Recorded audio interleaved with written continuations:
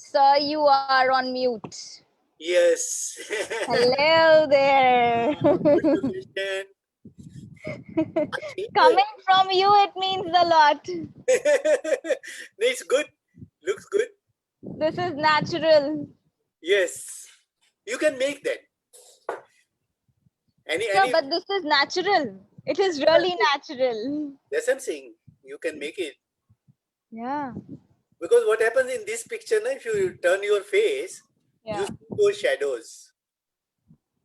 Yeah. You can always make it out. Okay, it's a screen. Yeah. But the one you are behind, see the sky so clear.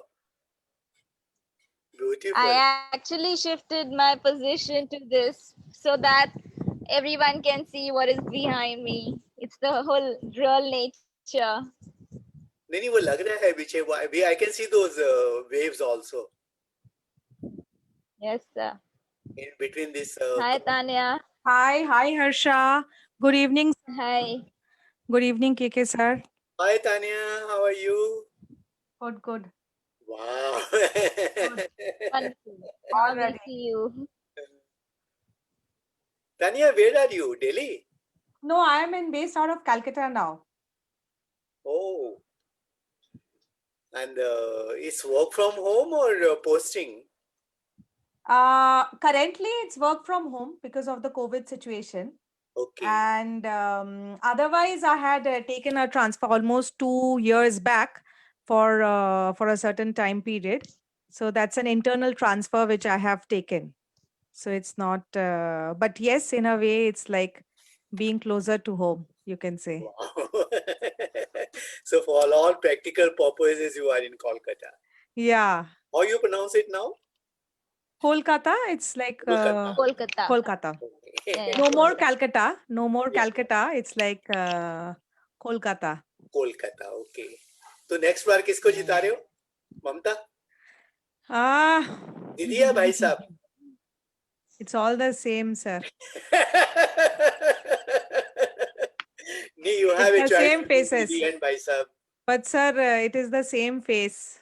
It might be the leader face might be different, but the rest are all the same. It's just the names change. Okay. So that's what. Let us know, Harsha, whenever you are on.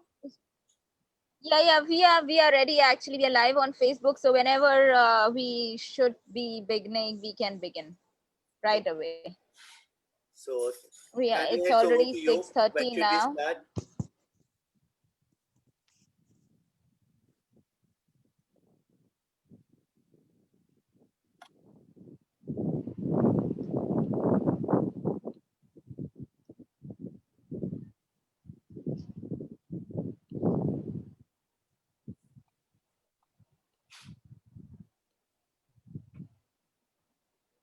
Okay, we can begin now. Can we? Tania, are you ready? Yeah. Okay. So all my questions are there. Yeah. Okay. So you gave Excellent. ample time also for preparation. I'm glad. I'm glad. Ladies and gentlemen, welcome to live interaction with Global Changemakers. Today we have with us Ms. Tania Pal, who has been in the space of social development and welfare since her college days. Um, she's worked with some of the very well-known institutions in the corporate, such as IICSR Foundation, Water for People. She's also been a young professional at Covert under the Ministry of Rural Development and is presently working with CRISIL Foundation since almost 8 years now. So welcome on our show, Tania. How are you doing today? Hi, I am doing good. Good so far. Thanks a lot. A pleasure to have you with us. So, Tania, you've always been interested in the social sector right from the college days and have graduated in sociology, worked at Covert, Water for People, corporate foundations such as ICICI, and now CRISIL. How has your journey been? Yeah, I think the past 15 years has been a lot of learning, definitely, as goes without saying that the number of years you spend, especially in a journey in social sector where the experiences matter a lot. So the journey so far has seen the evolution of recently most developed state of affairs, so to say, in the social sector, and the journey has definitely also seen a lot of inside pictures of what it is, what happens, right from the micro level, which is at the village level, to the institution level, and how it goes back into a boardroom. So I would say that to an extent, it has been a 360-degree overview, because I started off with the insights of government, the way government looks at rural development projects, the kind of support systems which goes towards these kind of rural development projects, the kind of the NGOs, how they address to the challenges, issues. From there, definitely saw how when we talk about like in Water for People, when we talk about organizations which are funded by different other multilateral or other external funding agencies, how they operate in the Indian scenario. And from there, the scenario which I touched upon is directly into the space of CSR. So it has been that 360-degree overview which has helped me understand, how grassroots organizations work, what kind of projects, what is exactly meant by an outreach, how communities get mobilized, the entire capacity building process when you touch upon that, because we have come across various national level programs launched by the government. So when I worked with Sri Bhuvaneshwari Mahila Ashram, which at that point of time used to be a mother NGO in Uttaranchal. So we were working upon a very, prestigious program, which was launched by the government of India along with UNDP, which was more of focused towards capacity building of women as elected women beneficiaries, women representatives. So to say, today in today's world, when you talk about the political development of women, so I have seen the early days, and that too at a grassroots level. How do you develop EWRs, the women at that grassroots level, when they are coming from a gram panchayat or a kshetra panchayat? How do you empower them? What is the entire meaning of capacity building? And post such programs, national level programs, post the exit of the program, how does the program sustain? How does the impact remain? So saw that very closely, had the opportunity of working with such kind of programs, and definitely with a Ministry of Rural Development, as we all know, that as a stepping stone for all grassroots level organization at some point of time, every organization wanted to have received the funds from Kapat. It was, it goes back to those days where it was seen as a stepping stone for any grassroots level organization. The moment you receive a funding from Ministry of Rural Development, that means your eligibility criteria improves. You're able to get that additional score in your eligibility criteria. So how such kind of programs are conceived, how through institutional partners, that such kind of programs are monitored from the Ministry of Rural Development, and the kind of disbursements which are made towards these grassroots level partners. So that was the other facet which got exposed to, and there was definitely a lot of learning to be taken from there. And then definitely, as I moved along, I saw the early days of this entire CSR movement. So as I was coming across the questions, so was fortunate enough to see the entire evolution of CSR and the early period of 2013-14, when the act came in place. And very few of the corporates were already doing in a larger scale, and majority were in the bucket where they wanted to do but they were not very sure. So seeing that transition in terms of how a social activity gets transformed into a proper structured process which is called CSR.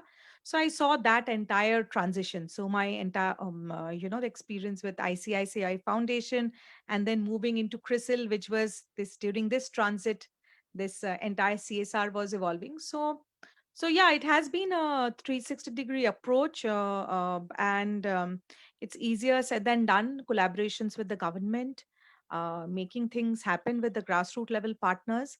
So a lot of handholding definitely is required.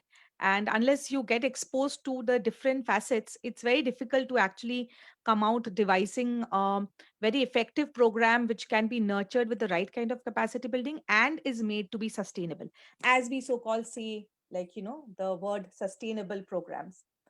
So far it has been good, and it has been extremely informative and learning, I would say. That is an amazingly rich experience, I should say. And very few of us are fortunate enough to have an experience in these different facets in the Yeah. development sector.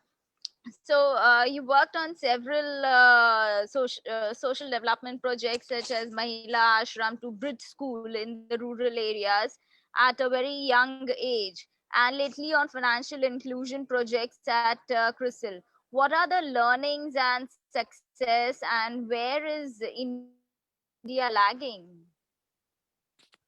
I would like to highlight that I would not say India is lagging, because, as I highlighted, that the governance systems are in place by the very structure of at a village level, and then as you move up into the block level, and then at a district level, government has set structures, government has tried to introduce a whole number of developmental schemes, whether it's lately in financial inclusion or on the entire aspect of improvement of education, health, water and sanitation, because I have worked in such kind of programs, including water and sanitation, the major programs, which has been launched by the government. So lagging would not be, I would not say it's lagging, but definitely there has been a lot which has gone into the system. And the way the entire governance mechanism works, especially at the grassroots level. So what we have been often coming across is the government is sanctioning the entire, government is sanctioning a budget. There is a certain amount which is proportionately getting distributed. But I would say the information at the last mile of the population, that is something which is still there. We see that whole lot of absent, despite of there being such amount of mass media, the communication. despite of that, the information at the last mile, that is something which is still lagging, I would say, where people are informed to the extent that either they are able to make their own informed choice, whether it is about a financial making a financial decision, or they are aware enough to know that these are the social welfare schemes, these are the entitlements which I'm supposed to get, and this is the way wherein I should go and I should procure these, I should get myself entitled to these schemes. So I think a lot of work is required at that level, where I still see that there is a gap. So the administration is there, there is a plethora of funds which are going in, schemes which are going in, but ensuring that the last mile is informed enough to be able to leverage upon such kind of developmental benefits. I think that is one absence which I still see. And most of the organizations, I think, should work more in terms of empowering people, building the capacity to such an extent that it's not only giving a funding to a certain group of farmers or to SHGs and enabling them. It is also in order to make them aware that these are the schemes you are already enrolled in. For example, with the National Rural, Livelihoods Mission, all the SHGs we usually work with, we prefer to work with such kind of SHGs who are already into the livelihoods mission, or build SHGs and integrate them, streamline them along with the government program. Because what happens is that the moment they are into a government scheme, they are able to seek the information, get the information, and then make the right decisions. So I think in terms of from the point of the developmental organizations also, or CSR foundations, streamlining things along with the government, ensuring that the last mile beneficiary is able to make an informed decision, whether it's an education or health or water and sanitation or financial decision making. I think that's a very important thing. And bridging the gap, because I feel the government is putting in a lot of resources. We just need to know how do we tap it and equip the people to that extent that they are able to tap it on their own, and they continue to tap it, whether the program remains or not, whether the organization, the donor organization is there, whether the grassroots level organizations is there existing or not. So that's where you make a man learn how to fish, rather than getting him, giving him the fish. So that's where I would say that the bridging the gap is. Oh, what a wonderful statement. We should train them to fish rather than giving them fish. Now, in the present times where COVID-19 is playing its own role, digital knowledge is very much essential. How prepared are the adults in rural and urban areas in our country to make online transactions and get equipped with smartphones? If you wouldn't mind, in some of our earlier youth question sessions, we faced these challenges that even senior political leaders have challenges in accessing Zoom or online transactions. So, how prepared, if they at that stage have this kind of a challenge, how prepared are the adults in the rural area?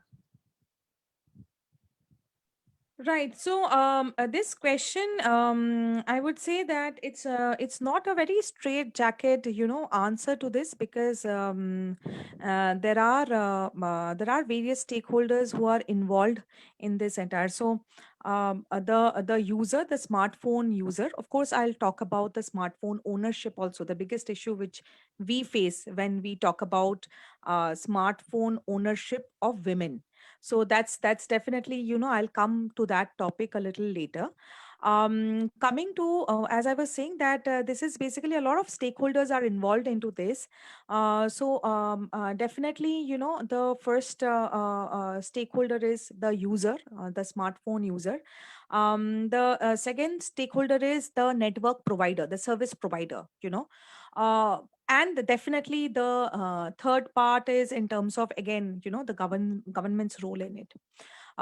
So definitely, we being working in the area of financial inclusion and financial literacy, and of late during in our programs also, we have been laying a lot of stress in terms of moving into digital financial literacy. So what we have been seeing is, there are still such areas, geographies, where people find it very difficult to deal with the internet connectivity. So still now there are these telecom providers which really need to come together and work towards it. So while we get to see these huge figures in terms of mobile penetration, we do come across the issues of the ownership issues. Do come across the issues of the telecom penetration in terms of the internet connectivity.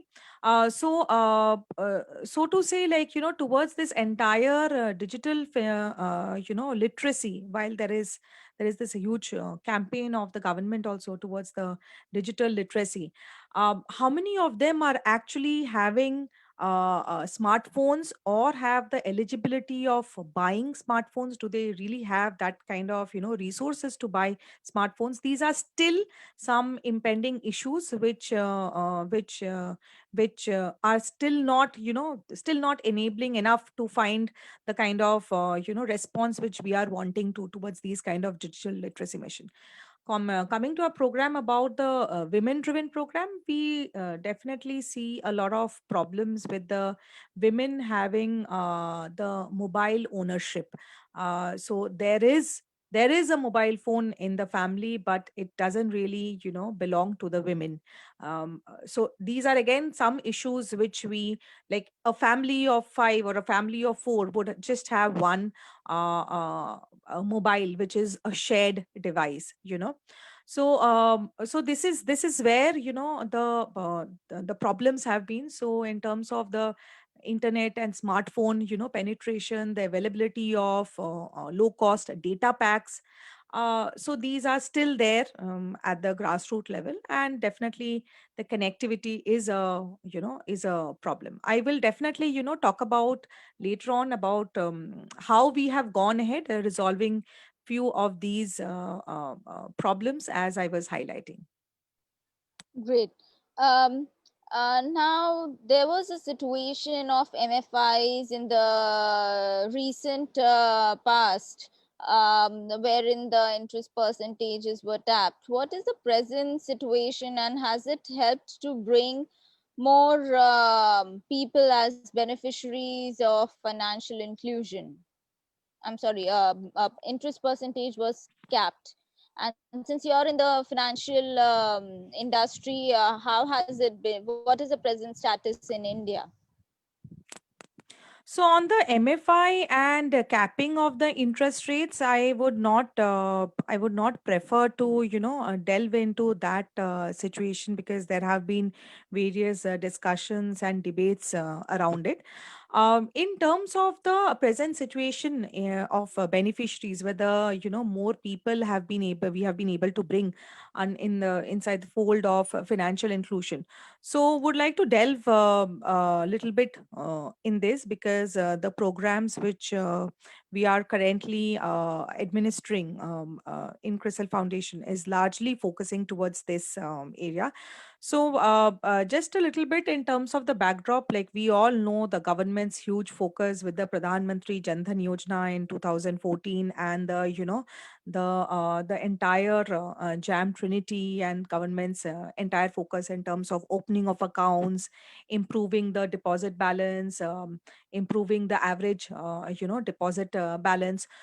So in terms of the financial inclusion and bringing large number of people within the fold, the government's these stalwart programs have definitely made a difference in terms of making people open the zero account, with the zero balance account, bank account. That has actually helped people also with PMJDY, the overdraft facility which is there in the account. So that has also helped people to quite an extent.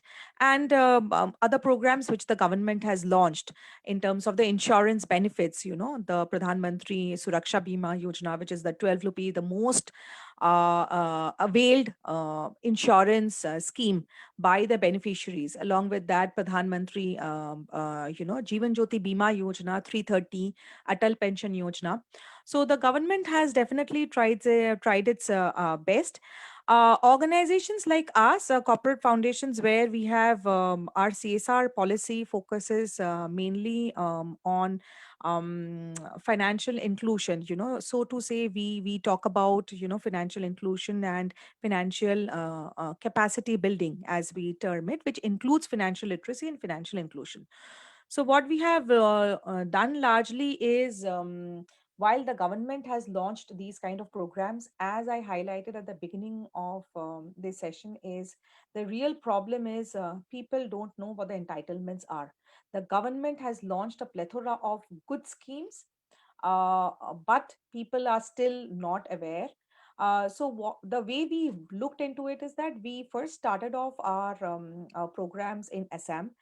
The reason why we chose that territory definitely is we saw a certain level of women literacy in the state of Assam. Because to launch a financial literacy program, we need to work with a certain level of literacy within women. So we launched the program there, and what we did initially is to build the knowledge level, to improve the knowledge level of people in terms of what are the various schemes available in financial literacy in the space of financial inclusion. We launched the program. Capacity building happened for the beneficiaries. Post this entire phase, so we launched the program and we roll it out across over a period of 3 years. And the entire population which we covered, which was primarily the beneficiaries of the SHGs, again, SHGs which were already within the livelihoods mission, SHGs which were developed by us, which later on we mainstreamed within the livelihoods mission. So after we built their capacities, then the next step was when we decided that we have to exit. So how do we exit? You need to establish people who can become a resource, who can become the go-to person. So we conceptualize this entire, cadre, which is called Sakhi, CRISIL Sakhi. What this Sakhi does is they basically are bridging the gap between the banks and the last mile beneficiaries. So once these SHGs, 1 lakh people, they got the information that these are the financial inclusion schemes, these are the entitlement. If you get linked, these are the benefits you can accrue. How they need somebody who comes at their doorstep, does the premium collection, gives them the information, informs them on how to do the form filling up. So that's what the CRISIL Sakhis are. So the CRISIL Sakhis are currently we have 600 plus CRISIL Sakhis, and they are catering to a population which is close to 3 lakh across 6 districts in lower part of Assam. These Sakhis are acting as a bridge between the bank. They are providing various financial inclusion services, various social welfare scheme related services to the last mile beneficiary. How are they providing? They are completely equipped. So CRISIL Foundation has been building their capacity to be able to go to the beneficiaries, talk about the schemes, talk about the financial inclusion schemes and the social welfare schemes, and then get people linked to these services. And that's how each village has been developed with one Sakhi. So currently we have one Sakhi catering to more than one village also. So approximately 2 to 3 villages have been mapped to one Sakhi. So that's how even when we are exiting now from those geographies, we are leaving behind a resource person who is there to ensure that people continuously get the information, people get that entitlement. When they have to do any claim settlement, people know that yes, this is a CRISIL Sakhi, they need to go there. And these Sakhis, the beautiful part is that they are working without any honorarium. They are working completely on a service model basis. People pay for their services. So the beauty of financial inclusion, again, as I'm highlighting, is that government has launched good programs. We need to equip the grassroots to be, so that they are able to acquire these schemes and they continue to remain connected. It's not that one time they open a PMJDY account, after that that bank account remains dormant.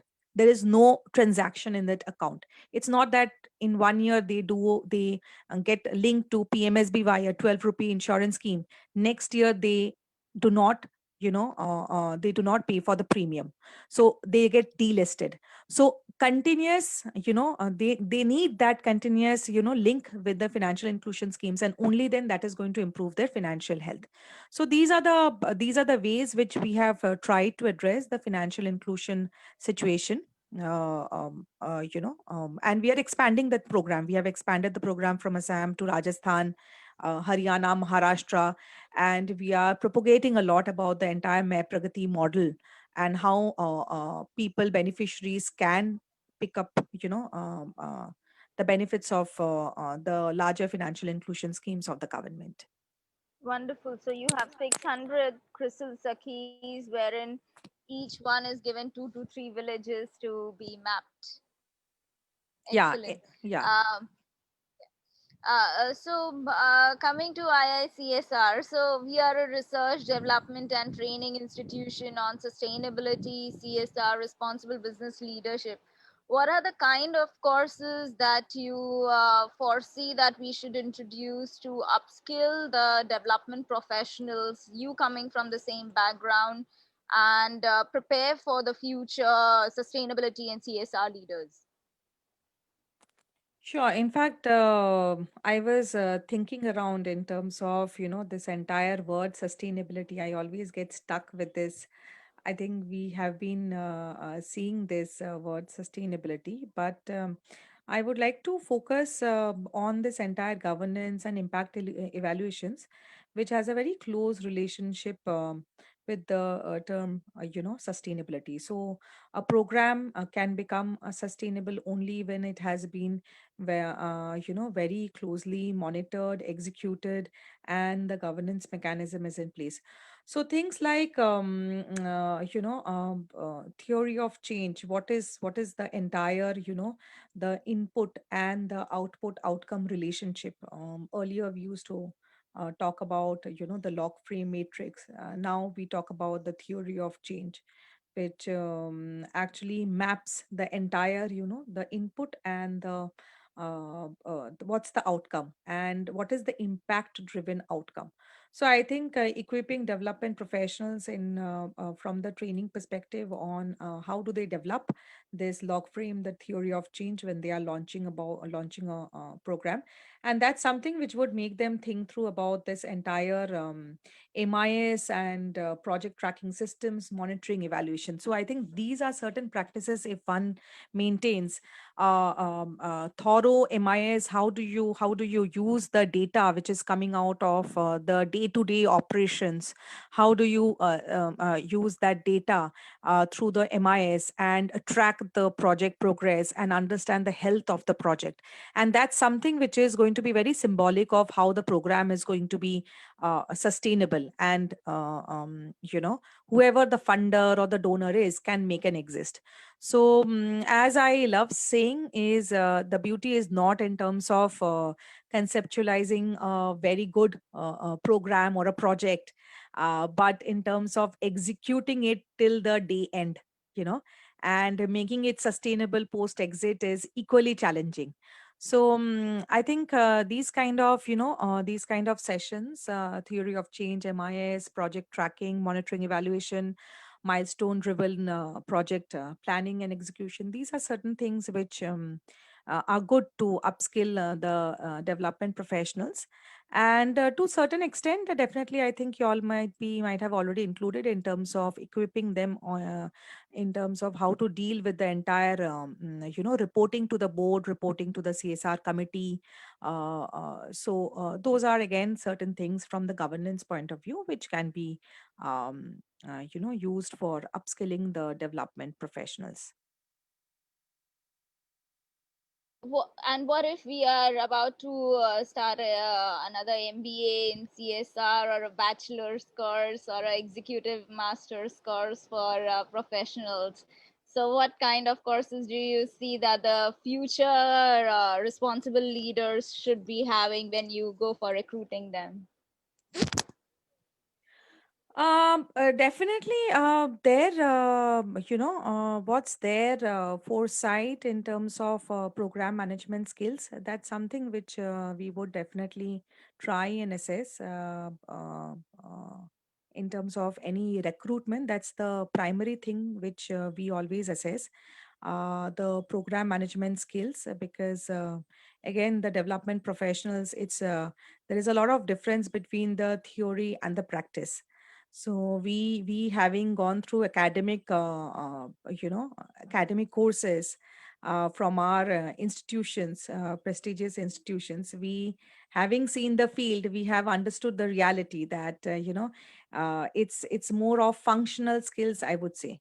So the it's better to assess the functional skills, the program management capacities, how much of insight do they have about the challenges about any grassroots level program. These are certain things which are always to be looked for within development professionals, and it's not just the theoretical explanations and definitions.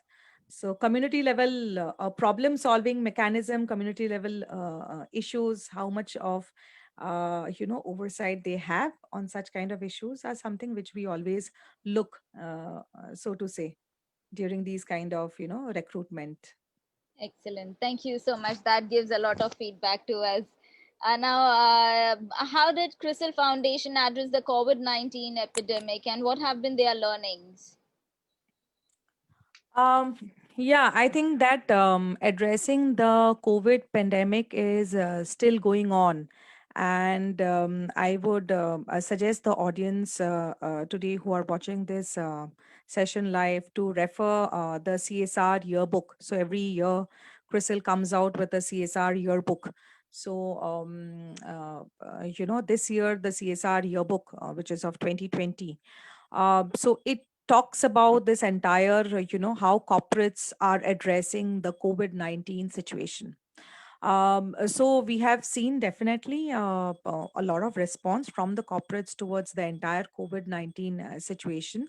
And we have tried to highlight that in this entire yearbook. From that perspective, that's one of the most insightful yearbook which we have come out with, which in a way is also addressing what corporates should do during COVID-19. Apart from that, our contribution has been also towards various programs which we launched to address the COVID-19 issue. So one was the most popular 10K meals support, where we opened up our entire cafeteria, state of the art cafeteria. We opened up to cook meals and provide meals to different people. So we tied up with NGOs, and we provided meals. So that was one initiative which CRISIL took up completely on its own.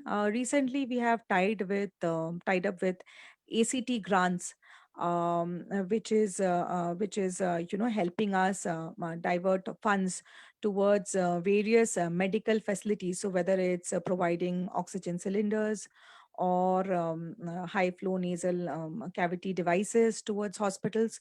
So we are trying to address these situations across couple of hospitals in Chennai. We have already, catered to a few hospitals in Chennai, in Pune, in Mumbai.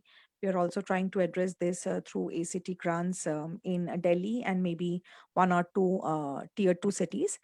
Apart from these, there has been a huge contribution which has been made by the Sakhis across our project locations and across the 4 states, Assam, Rajasthan, Haryana, and Maharashtra. So we had rolled out a Gram helpline, which is called Gram Sahai helpline. During the COVID time, starting from May, where again, because the government's huge focus was giving this entire stimulus package through DBT, the direct benefit transfer scheme, so under the Pradhan Mantri Garib Kalyan Yojana.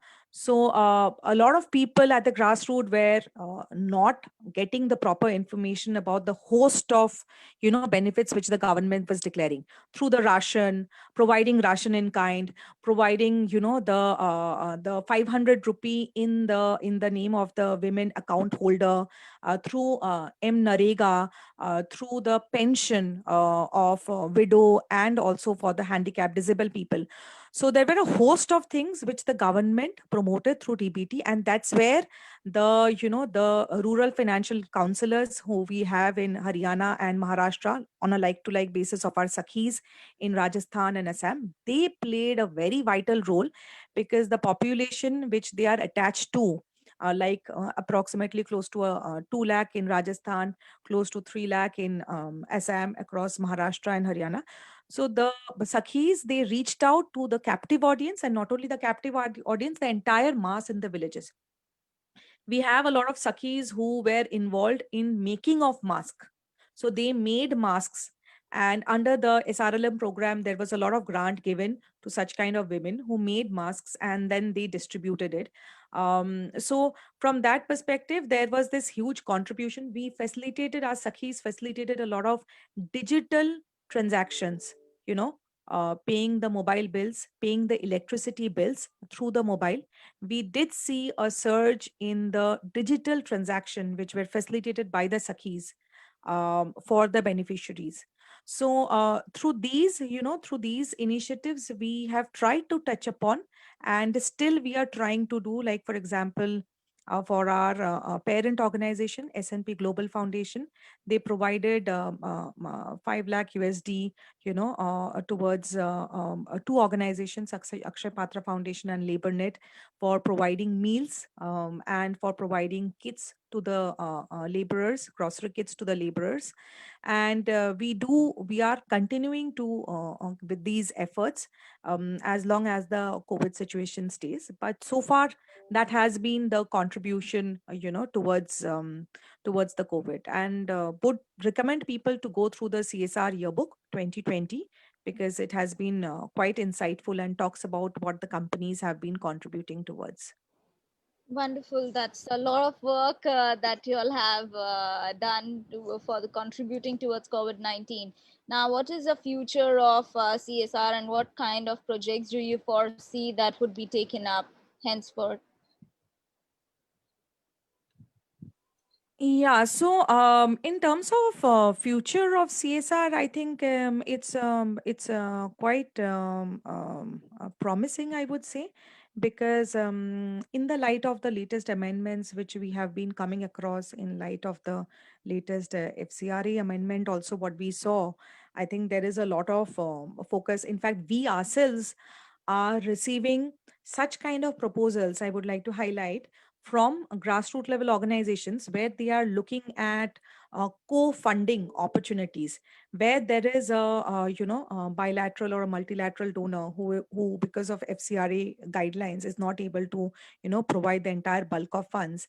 And they are trying to build partnership models where there is a CSR. There are such kind of donors who would be able to divert their funds. So the dependency on the funds coming out from corporate foundations, I see that dependency growing day by day from the civil society organizations. And what is more of an ask, I would say, from the donor organizations, from CRISIL, from foundations like CRISIL Foundation or other corporate foundations, is more in terms of this entire due diligence of the organization. So having a very robust due diligence process, where we are able to go through this due diligence and appoint the right kind of partner, having the right kind of third party impact evaluations in place. Now that in the given the amendment, CSR amendment, there is a certain amount which can be pledged for the third party impact assessments. That's surely showing the way that the government is also wanting impact evaluations. The government is focusing a lot on impact evaluation. We ourselves follow a very structured process. Like in CRISIL, we have a very structured baseline, midline, endline process through a third party. We always have been trying to hire Big Four firms. So a third party impact evaluation, where we don't rely only on the impact evaluation done by the implementing partner, but assess the impact from a third party angle. And the NGO partners potential of driving this social impact, I think that's also a big ask from the corporate foundations. So these are certain things, both from the voluntary organization which receives the fund and both from the corporate foundation. So I see a lot of dependency and I see a lot of room for further improvement, both from the foundation's perspective and both from the grassroots level organization's perspective. Wonderful. That's very encouraging, especially in the times when the profits are curtailing and still CSR is being done.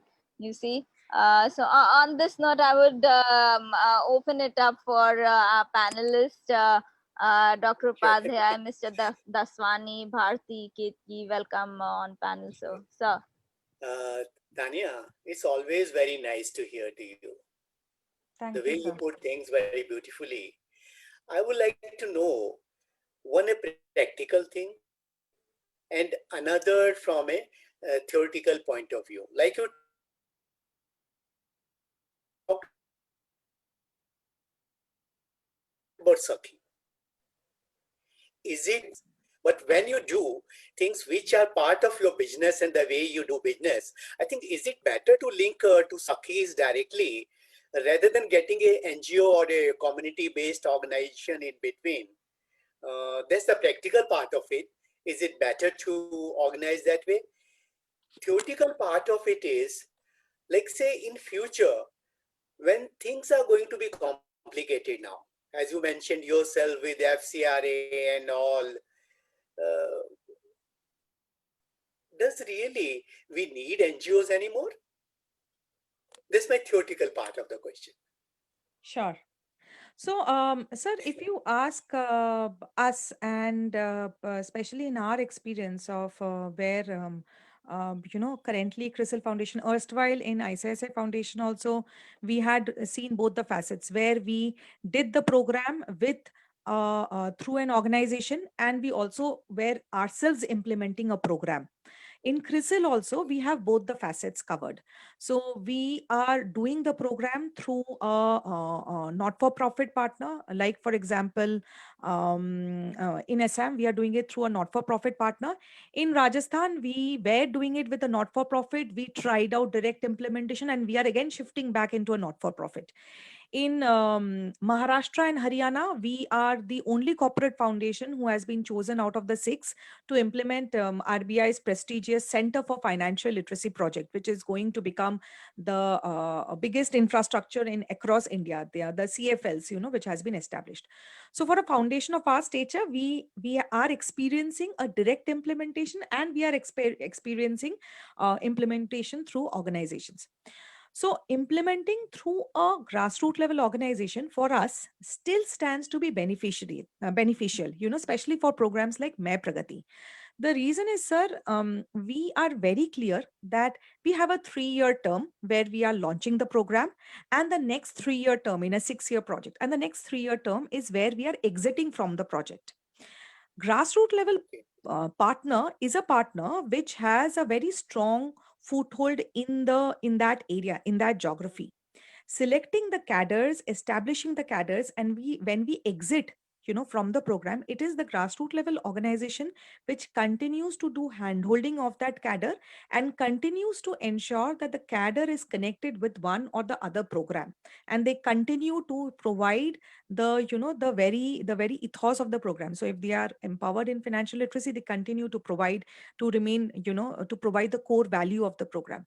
So from that perspective, our NGO partners presence, definitely we see, a lot more beneficial. The second is that partners like what we are experiencing, they after a point of time try to leverage, they become a fulcrum where they bring in a lot of other stakeholders, so it's not one corporate foundation, it's the corporate foundation, it's other government, bodies there, whether it's a NABARD or whether it's some other government, from the agri department. So it's the NGO entity which acts as a fulcrum to bring together all stakeholders. So the role of the NGO partner, I don't think would be easy to deplete, I would say, or to demolish the role of a NGO partner, because our sense is that NGO partners, if they are able to drive impact driven program, it shouldn't be the approach that today I have a donor, I'm able to provide that program, once the donor goes off, I'm also disconnected from that geography. So that's something I think is an advice to the NGO partner, not to go with that kind of policy. It should be rather that where the NGO partner continues, and is able to bring together different stakeholders and is responsible for the larger development of the geography. Okay, Thank you. thank Thank you. you. Thank you, Dr. Upadhyay, for the question. Hi, Bharti. We have Mr. Daswani who's asked me for a question first. So we'll just go to him and then we'll take your step. Yes. Thank you very much, Harsha. It's really been a delight to hear Tania speak this evening. I have heard a lot about her, but the first time I'm hearing her in person. So, Tania, my compliments to you. You have spoken very, very, very, very well. So clean and clear. Really appreciate. My question. It may be a little long, and it's more of a suggestion and a question combined. You are doing some fabulous work in the financial literacy sector. And of course, Dr. Upadhyay already mentioned and asked you about the role of NGOs in your programs. And you very nicely said that the role of NGOs cannot be depleted in that sense, or should not be depleted, right? I'm running a very large NGO myself. So if there's anything we can do for you, we are based in Maharashtra, Rajasthan, Orissa now, and parts of Madhya Pradesh. So we will be happy to offer you our platform if you are interested in expanding your activities in any way. Right? So this was just one suggestion off the cuff which comes to my mind. The second, which is now more of a question, I noticed in your speech on more than one occasion you were advocating the fact that the program should be in partnership with government. Right? Now, we have concerns, okay, which are very, in a way, legitimate and which are obviously, the reasons. Dealing with government or aligning with government is not easy, right? It is, I agree, to scale up, you need the government help and so on and so forth, right? But if someone like you could hold my hand, okay, and help us to take advantage of the government schemes or take help of the government in a particular state, be it Rajasthan, be it Maharashtra, wherever it is. I don't mind that. I'm just saying that we as a trust have stayed away from government consciously. And what you are saying in your speech that you should consciously go and hold hands with government. So there's a lot of difference between what we have been understanding and what you are advocating, right? So I would like to hear a little more on that part as to how a reasonably good sized NGO like ours should align with government and what are the real nuts and bolts to understand as to how we could take this to the next level. My next question, sorry, part of my question two is that COVID pandemic, we all know, we all understand, challenges we understand. But on the ground, you mentioned that the CSR policy is definitely, again, the way you sounded, it is more positive. But the way we are looking at it is that it's becoming a little more tighter, it's becoming a little more difficult, it's becoming a little more stringent. To have a CSR policy or to have a government regulation which does not respect or does not really appreciate the role of an NGO, right? Today you're talking impact relations or impact importance of impact documentation. How can a small NGO give you those kind of documents which you want for the impact assessment and to show impact, and that also with timely situations? Right? Today we've got corporates who have been asking us for monthly reports. How can you give a monthly report on the second or third of the month when 30th of June or 30th of the month is just gone today? It's genuinely not possible. I mean, with the kind of field work which we do, and you know it because you are also in a similar situation, how do you expect to produce a document and give them a result? But then they do what they want it, and if you don't give it on time, they don't release your payment. You see? So these are certain, genuine challenges on the ground, which maybe you can look at and help us address these challenges. Sure. I can go on. I mean, I can go on and on, but I can't take so much liberty from Harsha. As it is, she's so kind and sweet that she's given me an out of turn accommodation. So please carry on. Sorry. Your response. Yeah, so what I'll do is that because you have raised three queries broadly, which I can understand, and I'll just give a quick response to each of Yeah. them, and I'll start with the last one. So, in terms of the last question, I could understand that it's more of a communication which needs to happen between Right. the donor and the donee in terms of the timelines. So, definitely a 2 days turnaround time is because the data, everything, the data, especially, when it's the 30th, it takes time to collect that data first, whatever the parameters are, whether it's whichever program it is, Yeah, exactly. and then composing the report. So typically a 10 to 15 days period is what we usually look at, unless you have launched any tech based MIS systems which is Right. on a real time base data. So if it's a real time data collection, like we are trying to digitize our real time data because we have a plethora of data which comes in, and our NGOs have been, they have really got accustomed. So actually, it takes also time to develop a working relationship between the way Right. the corporates work and the way the organizations work, NGOs. I have Right. worked on both the sides, and hence I am able to understand Yes. the things. So if it's a tech based MIS, then I think this matter of 2 to 3 days is resolved. Otherwise, I feel it's the communication. You need to make them understand, and show them very clearly that these are the days 30th my data comes, and then that's how I slice and dice the data. This is when I consolidate it, and this is when it goes through a, because if you collect the data, it will also go at some point of time through your level to see whether the right kind of data points are getting shared with the donor. So to have these checks and balances and have a properly validated report, it should take, like, typically that's the time period. At least we consider that when we work with our NGO partners, whatever the grant amount is, whether it's a 1 lakh or whether it's a 2 lakh or whether it's more than 10 lakhs or up to 50 lakhs or beyond. Correct. Correct. So it depends on the volume of data will keep changing, but it all depends on the efficiencies, like what kind of system you're using and what kind of communication. So that's I think the last question which you asked. Mm, the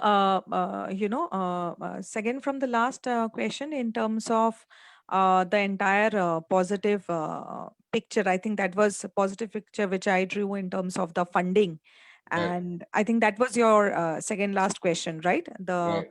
funding which is towards the grassroots level organization, and Right. uh, right. So that part of the question, I think partly I have answered in terms of our overview in terms of the importance of grassroots level organizations. Right. Why we think the role of the grassroots level organization will not get depleted, because not every corporate foundation is equipped to have their own direct implementation, Right. because to have own direct implementation, one needs a team, administration, and there are lots of other overhead costs. So not easy to have direct implementations. So from that perspective, corporate foundations will continue to have would continue to enroll NGO partners to do the implementation. And what they would typically look for for from the NGOs, I mentioned that in my what I said Yeah. last, that in terms Yeah. of impact and impact evaluations, it's typically third party. So I understand from my NGO's point of view, it would enroll rope in costs. So what I highlighted is third-party impact evaluations.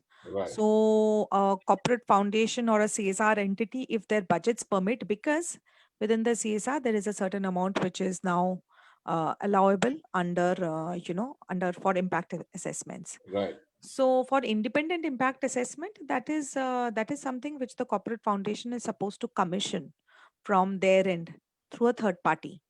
Yeah, NGO partners should maintain records in terms of needs assessment.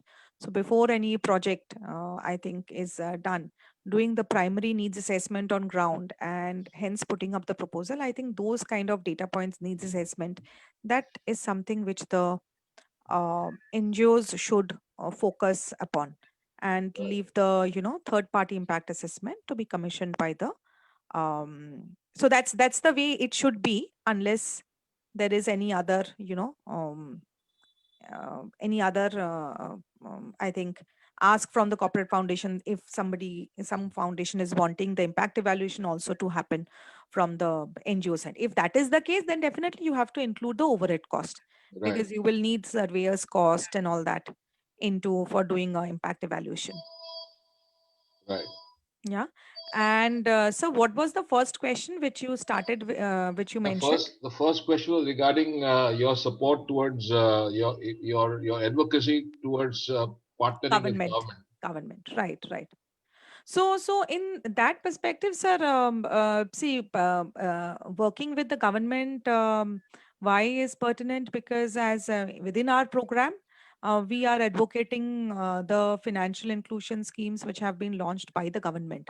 Right. So we are doing, we are working as the extended arms of the government to ensure that the last mile financial inclusion happens. So Right. we are not advocating about any banking products. We don't have any product offerings. And so to say, in my erstwhile organization also with ICSR Foundation, that has been the way, working on skills in the skills space. We have been working with the Rural Self-Employment Training Institutes, our SETIs, where we had launched, financial literacy programs for the SAGs. So from that perspective, whether it is providing financial literacy to the women who are eligible to get loans under the livelihoods mission of the government. So in a way, it is facilitating the governance program. So Right. that's how the leveraging is. We currently, as I'm saying, in our scheme of programs of facilitating the financial inclusion in CRISIL, so we are working for the larger schemes of the, of the government. In other organizations, in my erstwhile organization, on wash, water sanitation, that's again, where panchayat is providing a certain amount of fund for a tube well installation. However, that fund is not enough to have a proper platform of a water point. A community has to put in their own labor, and apart from that, the funding agency also puts in, so that it's like, it's the water point is a secured water point, and it's a proper, tube well, whether it's a new installation or a revitalized one. That's how the leveraging happens, where, if there is fund from the government, from the panchayat, fund from the donor agency, fund from the, from the community.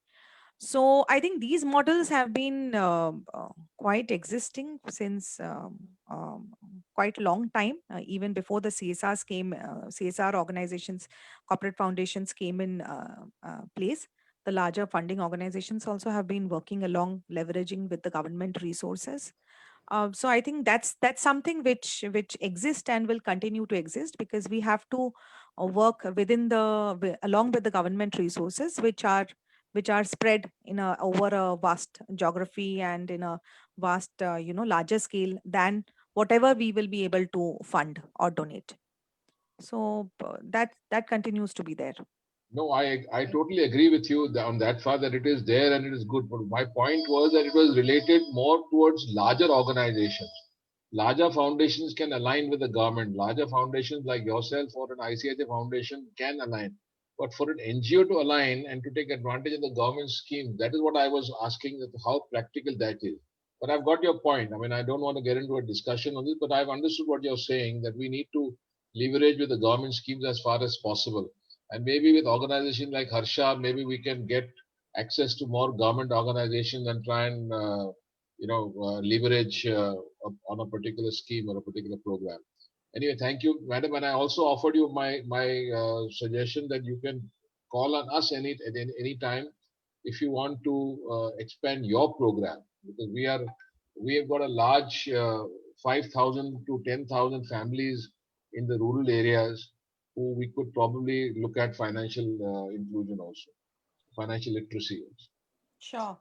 I'll definitely get in touch with you Thank you. offline. Thank Thank you. you. Thank you. Thank you. Thank you, Rameshji, for the question.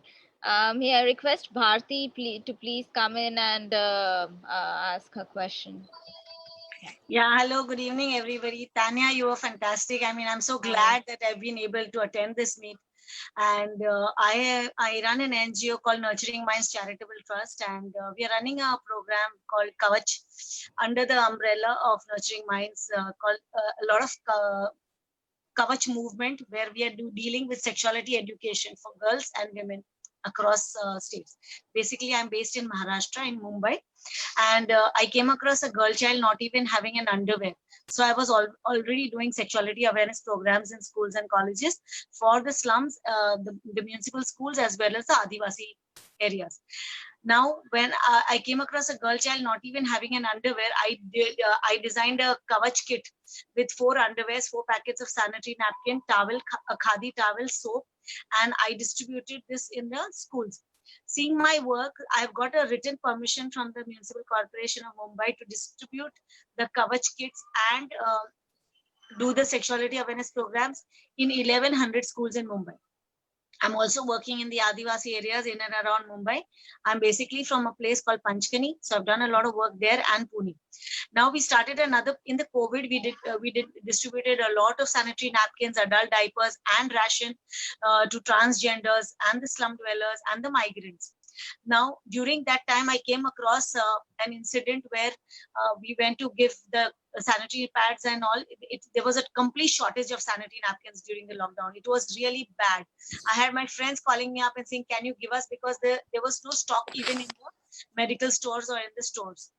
So I realized that imagine if we are facing this kind of problem, what happens to the women and the girls in the slums? So that's how I started distributing the sanitary napkins. We distributed more than 1 lakh packets.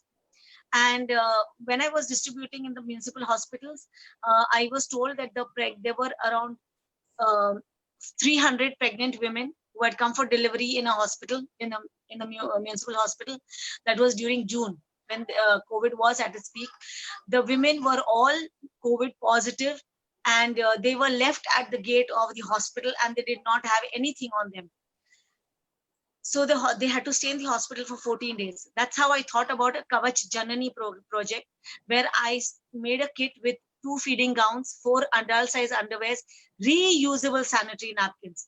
Because I realized that it was very difficult for them to get sanitary disposable ones, and I wanted to create environment friendly sanitary napkins, where we designed this reusable pads, and I put 4 reusable sanitary napkins in the kit with a towel, soap, and a baby mosquito net for these women, and we started distributing that.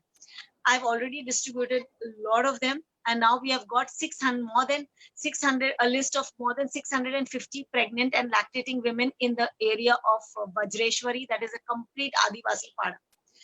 We also put a protein powder and Shatavari powder in the kit for these Adivasi women, because we came to know, the doctors, we spoke to them, they said the iron levels of these women are 5 and 6. So I was really touched, and I said, no, we must do something for this. Now the struggle is all about funds. I was so happy that there are so many government projects which are there and which, I mean, we are not aware of. And I would really want to know, how can our institution collaborate with yours? Tanya, can you help us throw some light on this? So what we can do is that, see, menstrual hygiene directly we have not been able to work or invest our funds towards it, because our CSR policy, we are binded by our CSR policy, which tells us to exclusively focus in the area of financial inclusion. So yes, that's so now we've also started a program for during the COVID only, where we are doing skill development for the Adivasi women, because there was a total, I mean, no way they could earn money. There was no income. So we are starting the skill where we are getting machines and teaching them how to make sanitary napkins and baby clothes, as well as and undergarments, so that we only take it from them and put it in our kits. So they don't need to find a market for that. But we want to make them self-sustainable and empower them to become financially independent. So, and we've also started a Covert Edu program for the children of the Adivasi schools, which I have adopted over there. Where we are doing a buddy system also, where the children from IB schools are mentoring the children from the Adivasi schools, as well as we have given them e-learning programs. So we are doing a lot of work in this area, not only focusing on menstrual hygiene. right. So, see, on menstrual hygiene, if you require any assistance, we have one of our ex-chrysilite who has worked extensively. She was involved in, so she has been one of the Forbes winner also, having worked, Diane Menzies, if you have heard about her. She has worked in the area of menstrual hygiene. She might be able to help because she has been involved with the BMC in for the sanitary napkin distribution, and she is a great network to leverage with, because she might actually help you guide. She might guide you to various donors who are wanting to donate towards health and hygiene. So Okay. that's something which we can, I will be glad. And she has been a product of CRISIL, and she had launched one of our projects, which is so every year we launch 15 to 20 incubation projects, and that can be in the area of health education, which we do for employee engagement. So she had worked upon menstrual hygiene project, and she went on to expand that project with Aga Khan, and she worked with in a large scale, and she went on to win the Forbes award. So I'll be glad to connect her with you, referring to your question about further funds, about further interventions which can be leveraged with that, from that perspective. Definitely that is something which you can look at. And regarding your financial literacy, in terms of you empowering the women to become financially literate, entrepreneur. So from that perspective, you drop a mail to me, and what I can do is that if there is any shareable resource in terms of from the financial literacy perspective, that is something which you can access. The second thing which I would like to highlight, very soon, CRISIL Foundation is going to have Center for Financial Literacies across some prominent districts in Maharashtra. Oh, Almost across Maharashtra, it might be. So if that happens, wherever district your program is, or whichever block, and these CFLs are going to be at the block level, your beneficiaries can walk into the CFL and can leverage from the information, can get connected with the schemes, whether it's a banking scheme or whether it's a social welfare scheme. oh, that's really So be wonderful. in touch. Really We'll be very nice. very soon. Currently, it's in Washim and Ratnagiri. So if you have any project interventions there, I can connect you with the state leader, and with whatever intervention is going on across the 10 blocks where CFLs are there, Yeah. RBI sponsored CFLs are there, your beneficiaries can walk into our CFLs. That's Oh, open for fantastic. general people. That's a RBI mandated CFL. It's open for general people. Wonderful. We are working in Vashi, a lot of it in the Vashi and even in Vasai. So we will definitely connect. So Washim. I mentioned Washim. Washim. Okay, Washim okay, district. Vashim. Washim and Oh, Ratnagiri. okay, okay, Yeah. okay. Vashim and These are in the core rural areas. Yeah.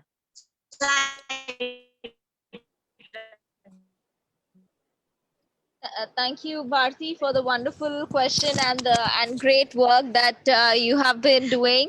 But I shall yeah, connect. we can definitely and Yeah. I think you can share live with us. Yeah. I will do a introduction post this session.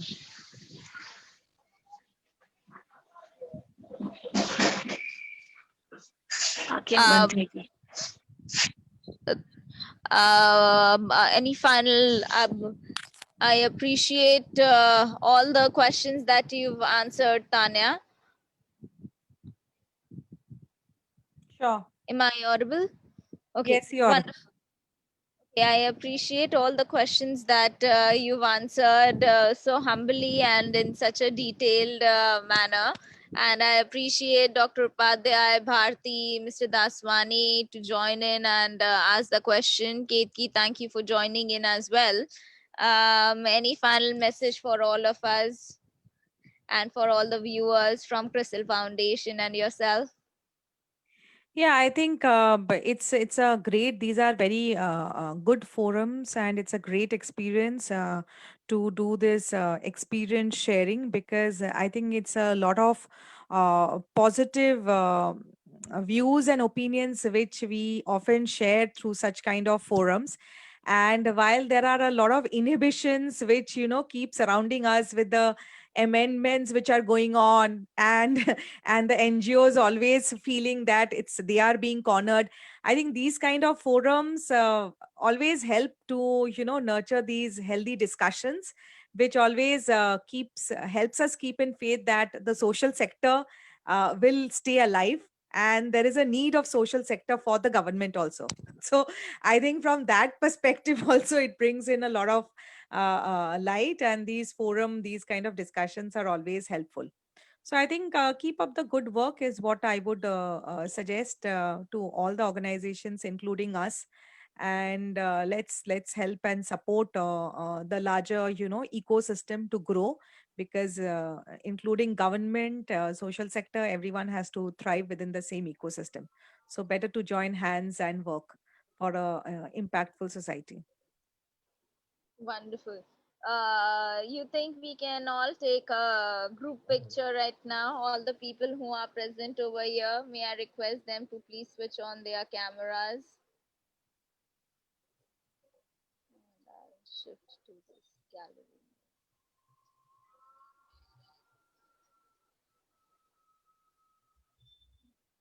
Yeah.